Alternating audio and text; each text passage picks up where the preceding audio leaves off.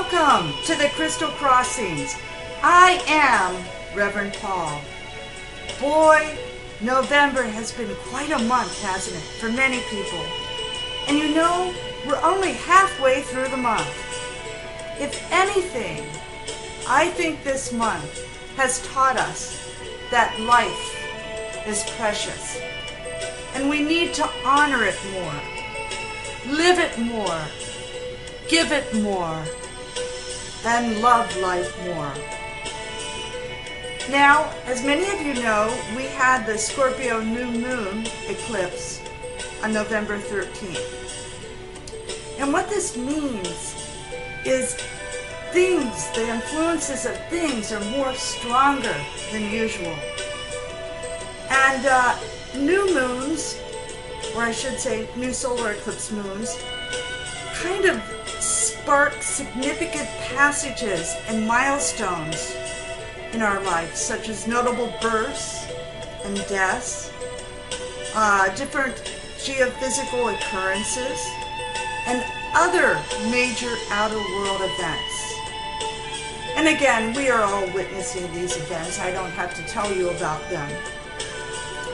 And because this new moon solar eclipse is in Scorpio, we know that it's going to unleash the undercurrents that have already been on brew, but that have escaped our full awareness.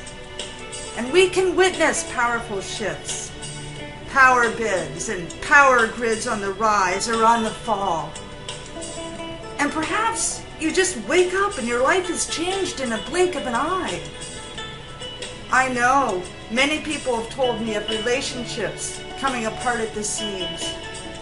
But as metaphysicians, we must remember that people come into our lives for a reason, a season, or a lifetime. And we also must remember that the Scorpio archetype is one of empowerment, rebirth, and resurrection. Or it can be undermining and destructive. Adding to the November 13th solar eclipse the intensity, Mercury is retrograde and it backtracks into Scorpio. And this forms a dynamic tension, square aspect with Neptune. And this is a powerful unleashing of things that can take everyone by surprise. Confusion, uncertainty, and chaos can run rampant. And you might want to watch the money markets, the weather, look at all the major storms, see the acts of aggression in people, and just the different power agendas that are going on, not only in your own life, but in the world. And again, look what's happening in the Middle East right now as we speak. And Mercury in Scorpio continues in retrograde to November 26th. And I tell you, at this time, it would be a great time to dig into the core of your soul for some deep soul searching and for getting back in touch with your own bottom line. What is it that touches your core? I mean, what motivates you? Who or what motivates you right now? And what are they? Are they healthy obsessions or are they addictions? We need to all take a look at this right now. And typical of any retrograde cycle, things can break down, expenses can add up, time can be lost, work and relationship problems may arise, or our health may need tending to.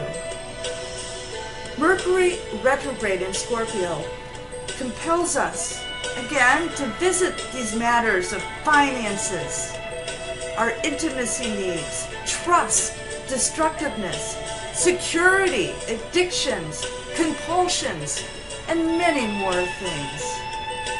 Because anytime Scorpio is energized, we do find ourselves with critical choices. And as we've said before, We are all connected.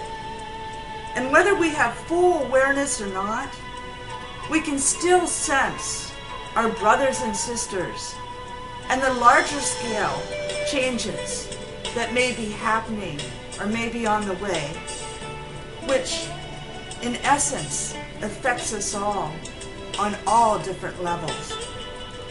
The old world and way of thinking is on the way out. And this can cause people to feel regret, loss, fear, grief, guilt, panic, anger, and maybe basically just wanting to check out. Yet, despite these changes, it's also a new beginning, a new world. And all we have to remember is we have to choose the love, not the fear of false evidence appearing real. Because remember, everything is in divine right order. Trust and know that these changes are all part of a cycle that we are all part of. And as stated earlier, the Scorpio archetype is one of empowerment, rebirth, and resurrection. Or it can be one of undermining and destructiveness. And we all have free choice. So it's up to you to choose. Will you have the destructiveness in your life or rebirth and resurrection this November? Namaste.